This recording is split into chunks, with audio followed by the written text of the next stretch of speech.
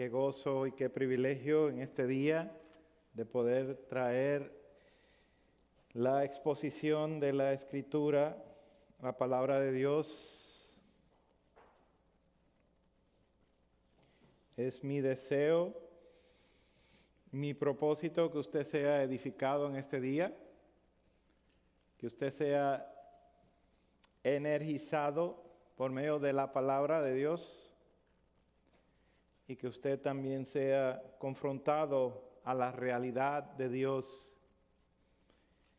Es mi propósito que cada uno de nosotros seamos vivificados para los propósitos del Señor, para honrar al Hijo, para ser intencionales en nuestra forma de vivir, dignos de ese llamado precioso que Dios nos ha hecho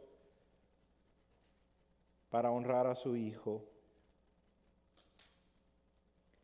Hoy vamos a concluir el capítulo 5, este hermoso capítulo que hemos estado estudiando. Llevamos con hoy, son 7 semanas que hemos estado estudiando el capítulo 5 de Juan.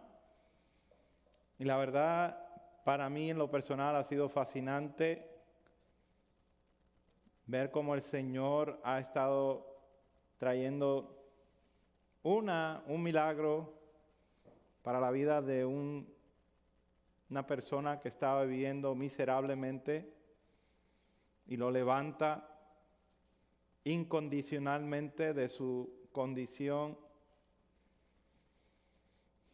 y utiliza este tiempo para causar en la vida de los religiosos, de los que no quieren a Cristo, causar en ellos un problema acerca del día de reposo, puesto que el día de reposo el Señor hizo este milagro e hizo que este hombre cargara su cama después de 38 años que no se podía levantar.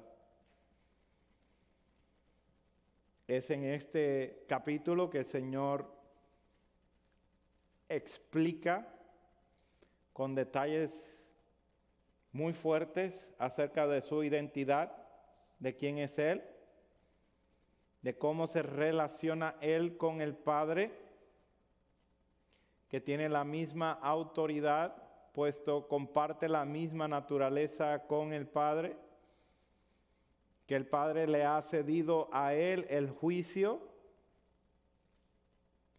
y comparte toda esta revelación que quedó plasmada, escrita en esta conversación, en este discurso, para el beneficio de cada uno de nosotros en nuestros días.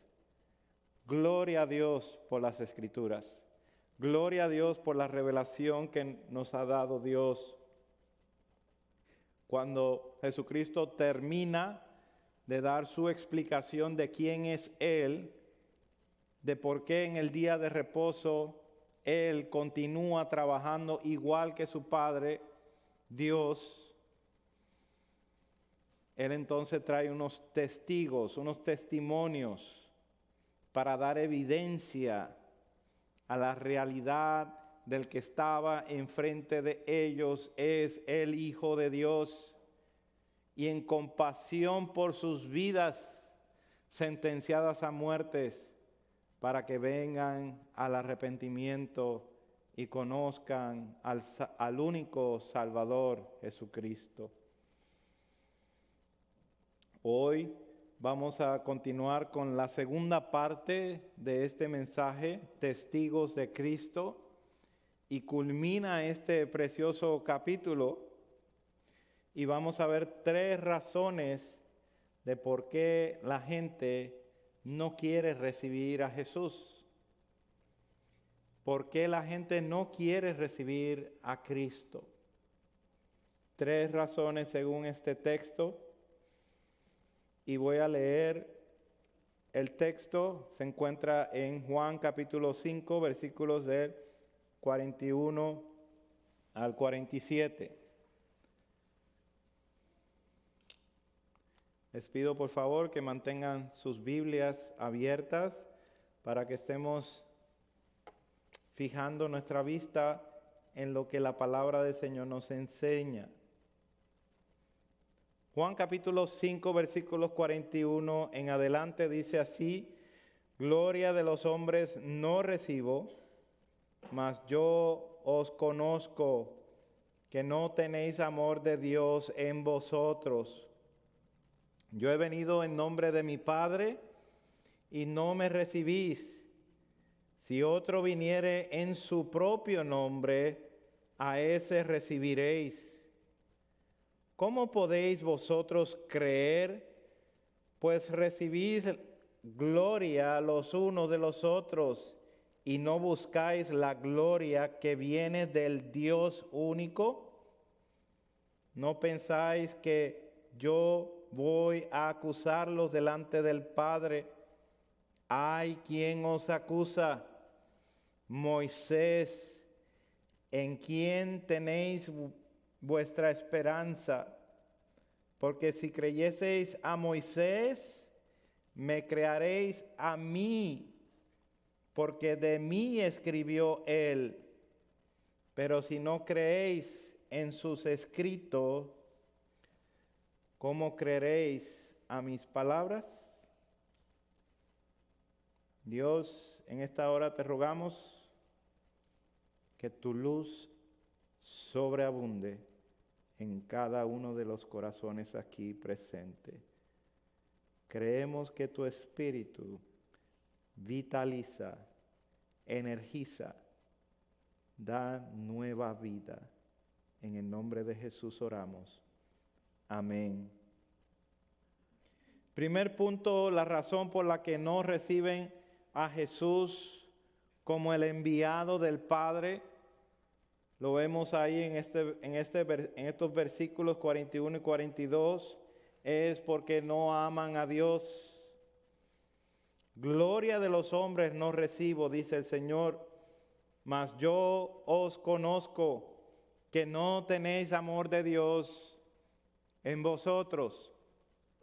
La semana pasada vimos cómo nuestro Señor denunció la ignorancia de los judíos hacia Dios, teniendo y sabiendo ellos que eran los guardianes de la Escritura, los guardianes de la palabra, pero ignoraban quién es Dios. En estos versículos del día de hoy, el Señor está sobre todos los hombres, sobre todos los seres humanos, y no recibe gloria.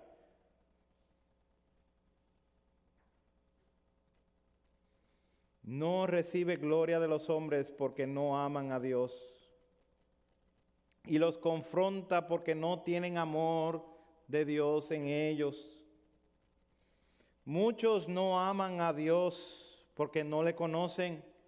Ignoran a Dios, al Dios de las Escrituras. No desean conocerle. Estos judíos se jactaban de conocer a Dios. Decían que conocían a Dios, pero la realidad es que el Señor los confronta diciendo: ustedes no tienen amor de Dios en vosotros. No hay escape al juicio del Hijo de Dios. Él ya conoce todas las cosas y su palabra atraviesa todas las capas que se oponen para cubrir la ignorancia que ellos tienen delante de Dios y de su falta de amor hacia Dios. Hermanos, no nos sorprendamos. Esto mismo es lo que hace la palabra de Dios en nosotros. Nos examina hasta llegar a discernir las intenciones de nuestro corazón. No pensemos que podemos engañar a Dios o que podemos escapar a la palabra de Dios. Estos judíos son una representación completa de los muchos que habla nuestro Señor Jesucristo en el capítulo 7 de Mateo, cuando dice: no todo el que me dice Señor, Señor, entrará en el reino de los cielos, sino el que hace la voluntad de mi Padre que está en los cielos. No aman a Dios porque no le conocen. Ignoran acerca de Dios y no hacen la voluntad del Padre. Hay muchos que profesan amar a Dios, pero no lo muestran en su conducta. No lo muestran al no seguir a Cristo, al Hijo de Dios, a quien el Padre ha enviado. Piensan que el amor es algo meramente sentimental, el cual no conlleva ningún compromiso, a ninguna lealtad, a ningún crecimiento de obediencia y a ningún servicio a los demás. Muchas personas están dentro de este romanticismo de que tienen una relación con Dios, pero no conocen a Dios, no conocen a su Hijo, a quien el Padre ha revelado. La obediencia está basada en el amor, así como la fe está basada en el temor. Le creemos a Dios porque sabemos que Él es toda autoridad, infinitamente poderoso, infinitamente sabio y trascendental, que cubre todos los siglos. Le tememos a Él en el sentido de reconocer que nuestro pecado delante de Él es algo terrible ante un Dios grandísimo, ilimitado y temible, completamente santo. Como dice el proverbio, este es el principio de la sabiduría, el temor a Dios. Obedecemos a Dios cuando le amamos. Le amamos cuando hemos visto cuál amor nos ha dado el Padre para que seamos llamados hijos de Dios, como dice Juan 3. Él nos ha dado el amor. El amor a Dios es que guardemos sus mandamientos. Lo expresamos a Él por medio de guardar sus mandamientos. Así que no podemos decir que amamos a Dios y no guardamos sus mandamientos. No podemos decir que amamos a Dios o que tenemos una relación con Dios y no le obedecemos. Eso es contradictorio. Estos judíos, líderes de Israel, habían dedicado sus vidas a amar a Dios sin conocerlo, a conocer a Dios sin amarlo. Después de haber sido confrontados por parte de nuestro Señor Jesucristo con toda la evidencia por medio de fuertes e irrefutables testimonios que presentó nuestro Señor Jesucristo, ellos no vienen a Cristo, no reciben a Cristo, no obedecen a Dios porque no quieren. Están muy lejos de poseer el amor de Dios. El amor ágape, que es el amor que está hablando nuestro Señor Jesucristo, se usa aquí para describir el amor que es de Dios, que proviene de Él, que Él es el autor de ese amor. Como Dios es amor, Él no sencillamente o no simplemente ama, sino que Dios es amor. Así que contener este amor en sí mismo es primeramente que has sido amado por Él. Nuestro amor está centrado en nosotros mismos, en cómo somos satisfechos, en cómo las cosas tienen que funcionar para que recibamos nuestros sueños, nuestros ideales, nuestras fantasías. Eso es egocentrismo. Es un amor enfocado en nosotros.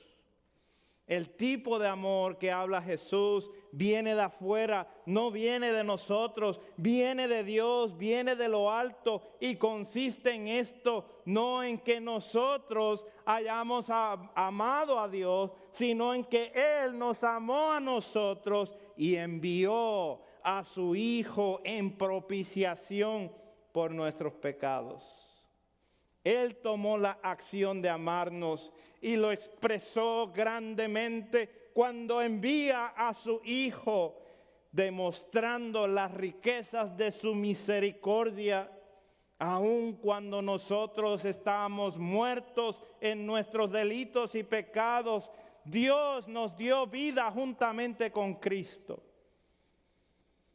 Él es el que toma la iniciativa. Él es el que nos lleva a ese gran amor. Este amor es clave para movernos a nosotros en acción.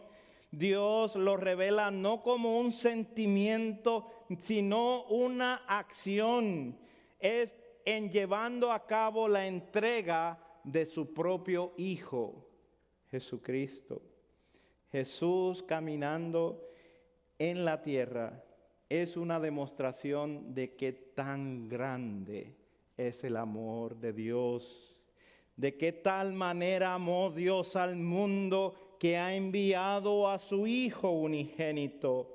Jesús, siendo castigado por cada uno de nuestros pecados en la cruz, es un acto de su gran misericordia, de su gran amor.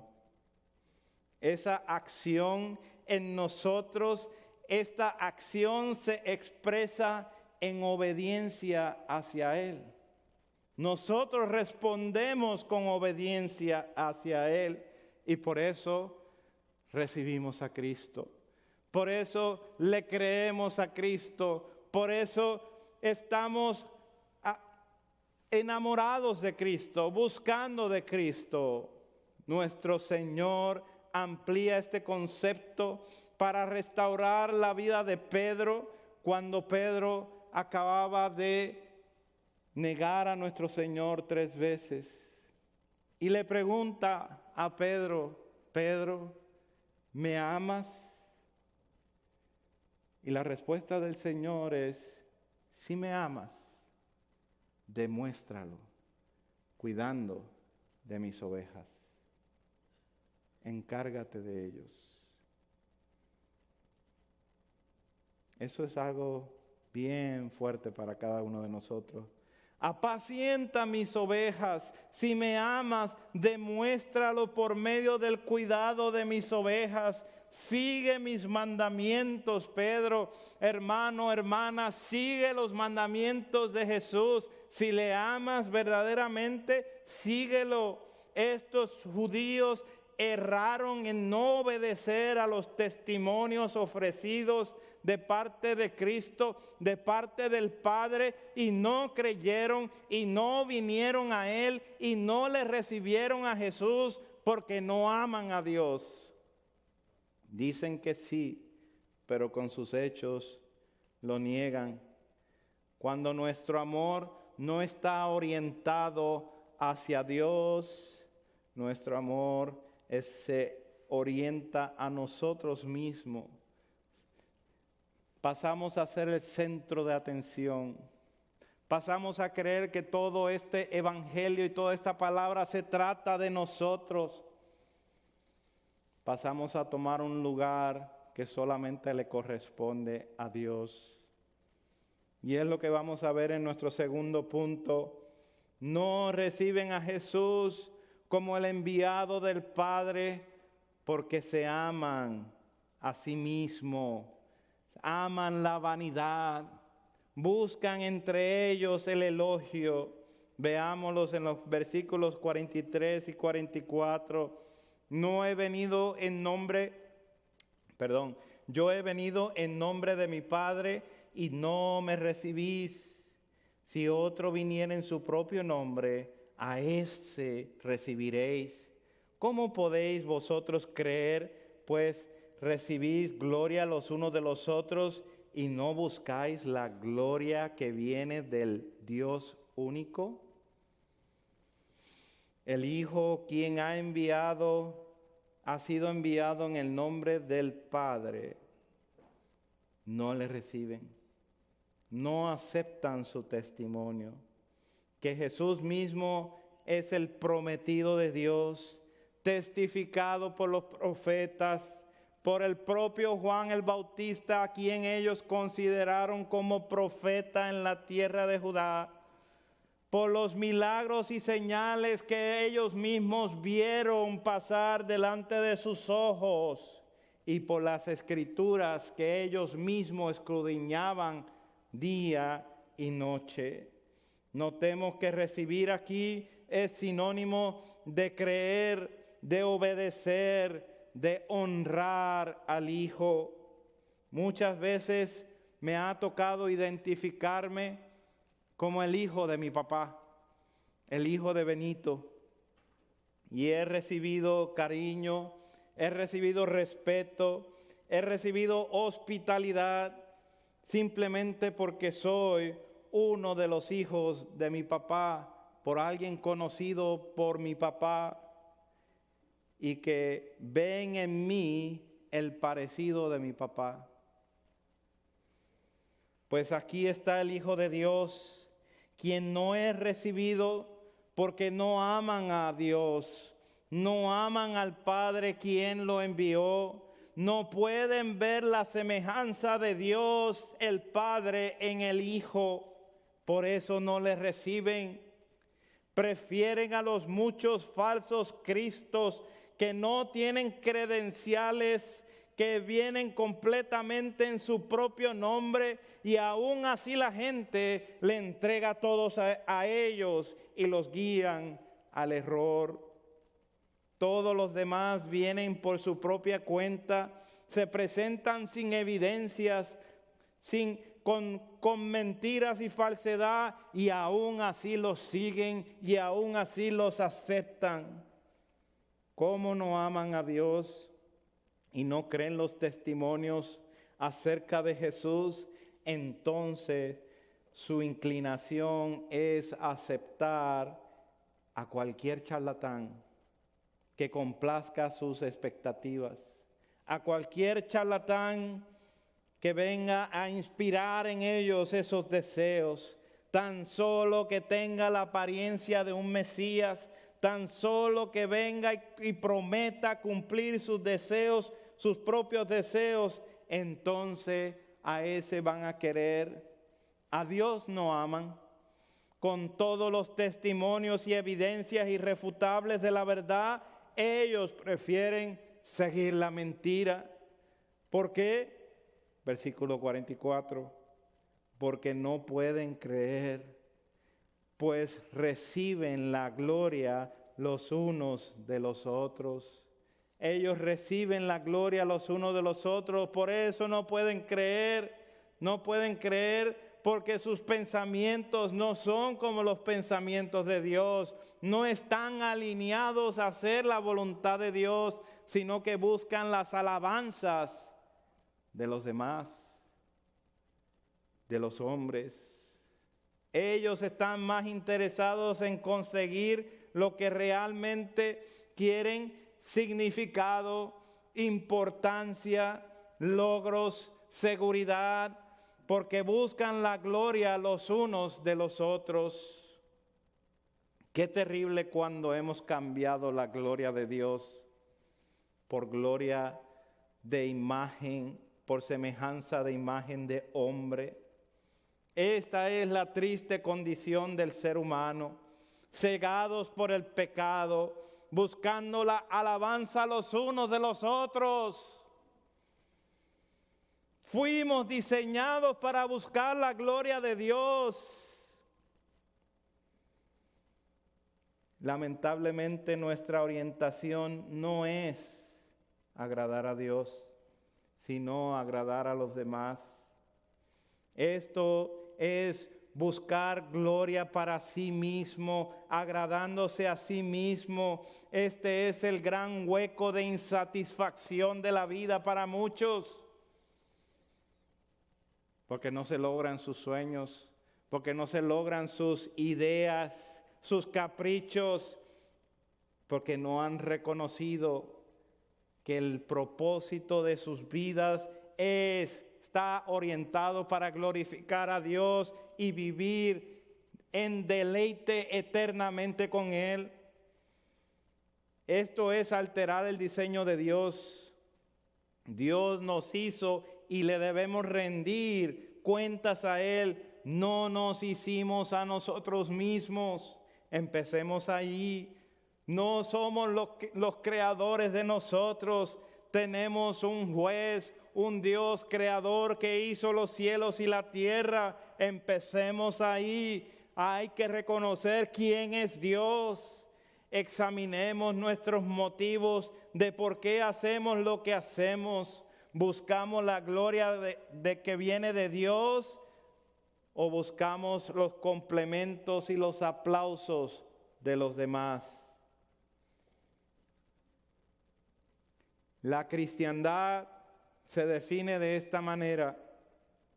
Es una relación inclinada a buscar la gloria de Dios por la salvación que compró su Hijo Jesús por medio de su sangre y la aplicación de su Espíritu al regenerarnos hacia la vida y poder recibirle a Cristo. Esa es la cristiandad. Buscar la gloria de Dios. Nada de esto se va a lograr si obviamos todo lo demás. Si eliminamos a Cristo de la ecuación, si eliminamos a Cristo y su cruz, estamos eliminando todo el fundamento por el cual nosotros fuimos creados. Estamos eliminando la posibilidad de llegar a cumplir el propósito de dar la gloria a Dios. ¿Será que esto te describe a ti? ¿Estás fascinado tú con la idea de que Cristo tomó tu lugar en la cruz? ¿Estás fascinado con la idea de que el Espíritu de Dios te ha despertado a nueva vida para reconocerle a Cristo y creerle y seguirle? ¿O te es suficiente con el miserable aplauso temporal que te ofrece este mundo, manteniendo una religión a la cual ni siquiera crees, porque no crees en el mensaje de este libro? Hoy te ruego, amigo que me escuchas, que seas parte de los que han recibido el testimonio, el mensaje, que te interese verdaderamente inclinar tu vida para cumplir el propósito de darle la gloria a Dios, para adorar a Dios correctamente, para que no sean nuestros caprichos de la forma que nosotros vivimos.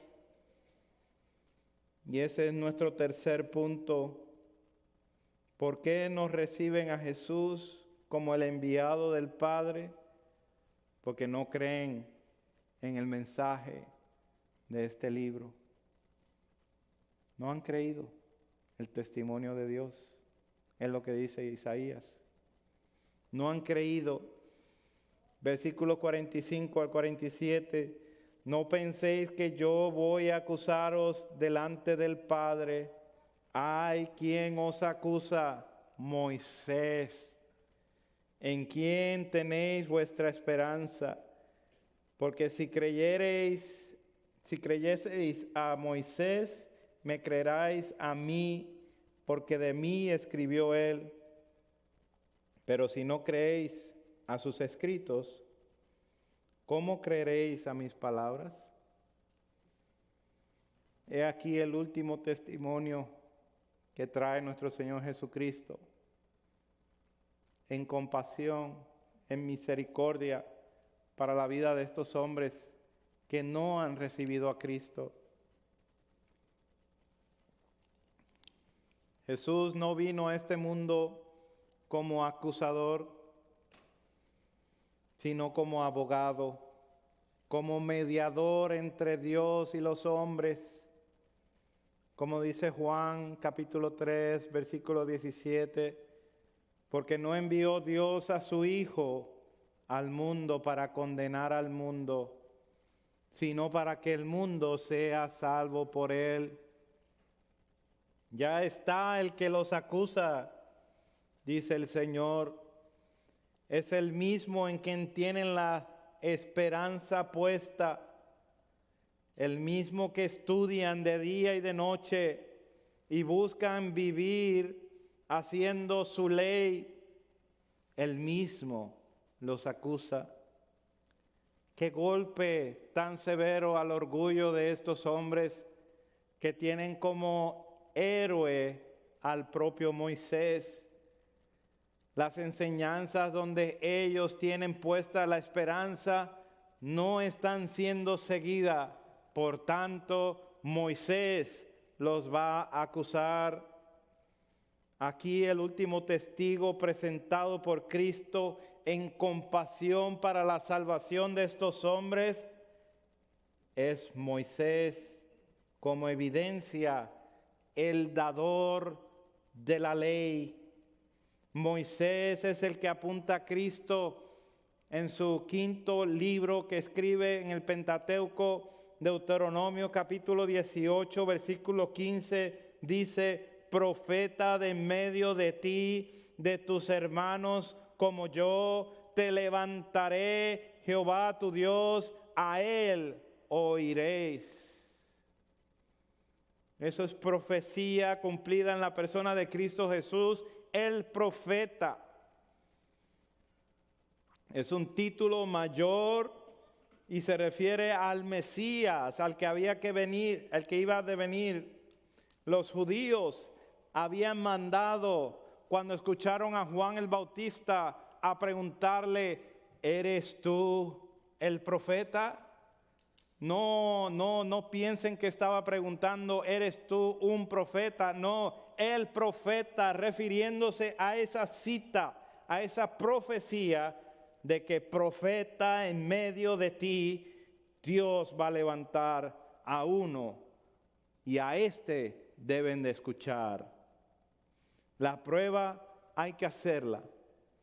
Si creyeren verdaderamente en Moisés, que es lo que ellos reclaman, creerán en Jesús, pues por eso fue escrito, para presentar al Mesías, al Redentor. Y esto lo vemos en las páginas de este hermoso libro, desde el comienzo en el Génesis, lo vemos en el protoevangelio, capítulo 3 de Génesis, lo vemos en el diluvio con el arca, lo vemos en la victoria que tiene Abraham y su clamor para salvar a su sobrino Lot, lo vemos en el hijo de la promesa que es Isaac, lo vemos en el sacrificio de Isaac, lo vemos en el hijo de Jacob que pasó a ser señor de todo Egipto, el mismo Moisés que fue libertador para Israel, quien por medio de él fue establecida la adoración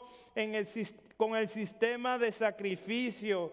Tanto Moisés como profeta y Aarón su hermano como sumo sacerdote y todos estos personajes en las escrituras son representaciones del Cristo que había de venir, del Cordero Pascual del cual escribió Moisés.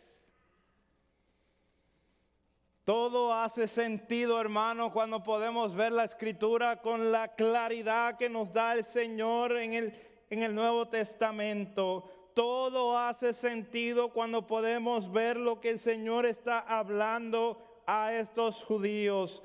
Todo hace sentido cuando vemos que el mensaje de este libro no tiene que ver con nosotros, sino con el Hijo de Dios, el único nombre dado a los hombres para ser salvos. El mensaje de la Biblia normalmente, generalmente es malinterpretado y lleva a muchas religiones para hacer obras para salvación. Muchas personas no han entendido el mensaje de este libro. ¿Qué es lo que necesitan entender? que Dios es el juez, como creador, que la tierra y toda su plenitud le pertenece a Dios, que Él es soberano sobre todas las cosas y que todo ser humano es responsable y rinde cuentas ante este juez. Ya fuimos condenados por la ley de Dios y por cuanto pecamos estamos condenados y nos espera un juicio que no podemos escapar de él. Este es el juicio que viene después de la muerte. La muerte no es el fin. La muerte no es el alivio. Hay un juicio que viene después de la muerte y la muerte simplemente lo que hace es que nos acelera hacia ese juicio. Jesús, quien es el Hijo de Dios, igual a Dios, es el Salvador, el Cristo, y este vino enviado por el Padre, poniendo su vida en la cruz en rescate por el miserable pecador. Este rescate lo logró siendo Él el único bueno, el único perfecto, el único justo que pudiera tomar nuestro lugar de sentenciado a muerte y recibir la ira de Dios pura del mismo infierno para pagar con exactitud cada pecado, cada maldad, cada pensamiento malo, cada mala intención, cada fracaso, cada relación que ha sufrido por mi culpa y por su culpa. Entendamos que el inventario es grandioso, pero Cristo vino a pagar por cada uno de ellos. Nosotros tendríamos que pagarlo si Él no lo hubiera pagado en la cruz del Calvario. Esto se hace por medio del infierno, de un infierno eterno. Ahora entendamos lo que Juan dijo al principio de este hermoso libro, del libro de Juan, del Evangelio de Juan, capítulo 1, versículo 17. Pues la ley por medio de Moisés fue dada, pero la gracia y la verdad vinieron por medio de Jesucristo. Las dos son importantes. Pero gloria a Dios si usted ha sido liberado de la eterna condenación.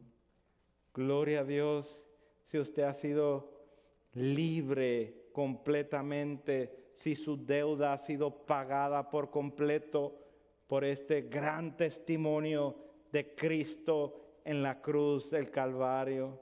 Ahora entendamos esto que es tan maravilloso. Así es, Moisés como profeta representa a Cristo y apunta a Cristo y apunta hacia Cristo. Moisés como escritor de la ley nos condena para que busquemos refugio precisamente en la persona de Cristo, como dice Pablo en Romanos 10:4, porque el fin de la ley es Cristo para justicia a todos aquel que creen. Si tienes una Biblia y no la lees, perdiste la posibilidad de entender el mensaje. Si tienes una Biblia y solamente la lees para ver instrucciones de cómo vivir moralmente, perdiste su mensaje. Si tienes una Biblia y la usas para estudiarla y llenar tu corazón y tu cabeza de teología y Cristo no es tu pasión, perdiste su mensaje. Cristo es el centro de este libro maravilloso. Cristo es el enfoque total. La razón de por qué fue revelado este libro es para que conozcamos a su Hijo. Si no hemos llegado ahí, no hemos entendido el mensaje maravilloso de este libro, el mensaje del Evangelio, Cristo es el centro, Él es el enfoque, la razón. Cristo es la imagen del Dios invisible, el primogénito de toda la creación, porque en Él fueron creadas todas las cosas, las que hay en los cielos y las que hay en la tierra, visibles e invisibles, tronos, dominios, principados, potestades. Todo fue creado por medio de Él y para Él. Y Él es antes de todas las cosas, y todas las cosas en Él subsisten. Y Él es la cabeza del cuerpo, que es la iglesia. Él es el que es el principio, el primogénito de entre los muertos, para que en todo tenga la preeminencia. Pablo dice en Colosenses 1, por cuanto agradó al Padre que en Él habitase toda plenitud, y por medio de Él reconciliar consigo a todas las cosas, así que están en la tierra como las que están en los cielos, haciendo la paz mediante la sangre de su cruz. Oh, que sea Cristo la razón de nuestro existir. Oh, que sea que arda nuestra pasión por el honor que corresponde al Hijo de Dios, para honrar al Hijo de Dios. Que nuestro celo sea un celo santo, no para autodefendernos a nosotros por alguien que quiera contradecirnos o alguien que quiera herirnos, sino para defender la honra debida al Cordero de Dios que llevó cada uno de nuestros pecados a la cruz del Calvario. Cuando los testigos de Jehová o los mormones se acercan para traer su propaganda, que tú y yo no tratemos de defender una moralidad, una cosa técnica de cómo tuercen las escrituras, sino que simplemente nos dediquemos a defender la deidad de Cristo. Ahí es donde está el error. Ellos, como muchos otros grupos religiosos, ya han sido clasificados como herejías porque no han reconocido al enviado de Dios, no dan la gloria a Dios debida al nombre del Hijo de Dios, quien es enviado por el Padre. No han reconocido el gran amor que Dios exhibió en la cruz del Calvario. Usemos el ejemplo de nuestro Señor, quien con paciencia, con dominio propio, buscó explicarle a estos judíos para que ellos sean salvos. En el día del juicio, la ley divina, la ley que escribió Moisés, los acusará y no tendrán abogado defensor, no tendrán un mediador por haber rechazado a Cristo en su verdad. Ellos no se levantarán en el día del juicio, pues serán arrebatados por el viento destructor del bautismo en fuego. Pero los que están en Cristo, los que han sido lavados con la sangre del Cordero, los que han conocido cómo Dios ha revelado a su Hijo, los que han conocido verdaderamente la relación del Hijo con su Padre y cómo Dios ha enviado a su Hijo, ellos son conocidos por el Señor y escucharán su voz cuando te llame por tu propio nombre y te diga: bien, buen siervo fiel, entra en las moradas que he preparado para que vivamos juntos por la eternidad.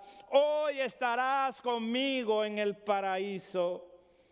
Amada iglesia, disfrutemos de estos testigos de Cristo. Disfrutemos y seamos nosotros mismos testigos de Cristo, de la realidad del Cordero de Dios, de ser completamente entregados hacia esa verdad, que Él está en los cielos y que ha decidido revelarnos toda esta verdad solo por su gracia, solo por su amor, que nos ha dado a conocer ese infinito amor del Padre, que nos ha dado a conocer la comunión de su Espíritu Santo, que nos une para que estemos juntos en armonía, adorando al único Dios verdadero. Amemos a Dios de verdad,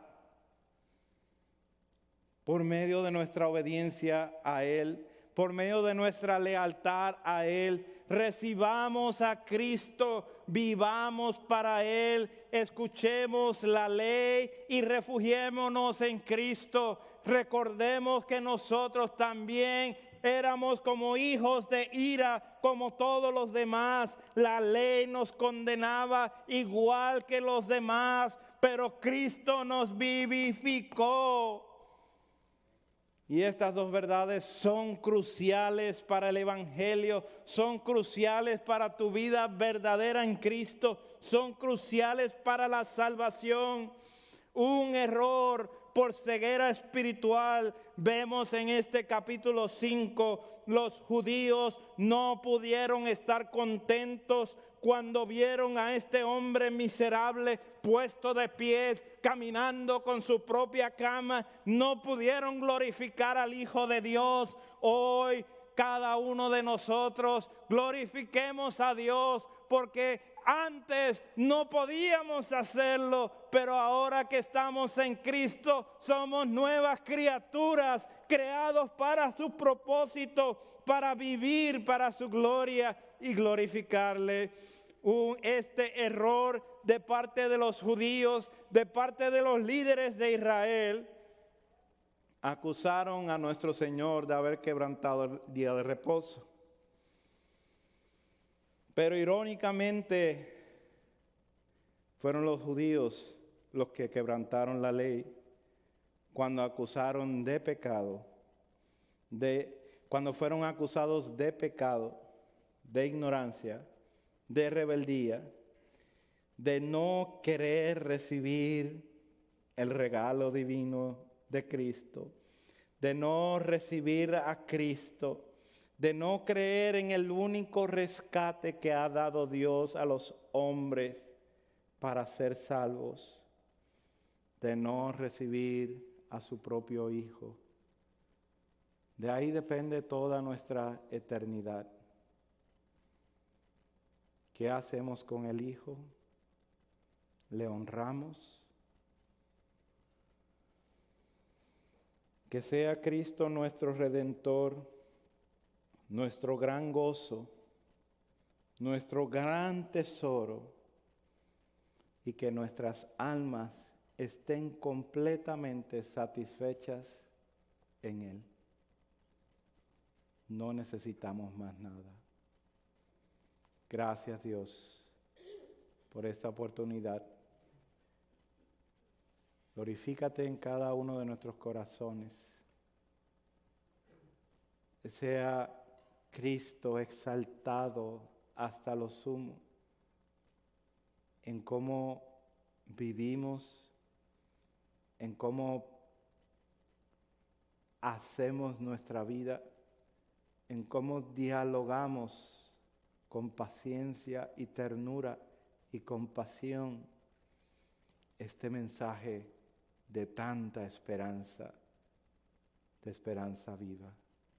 Gracias, Dios. Te honramos por esta hora que nos has dado, este tiempo para escuchar tu palabra, y que quede en cada uno de nuestros corazones impactados en el mensaje de este libro maravilloso,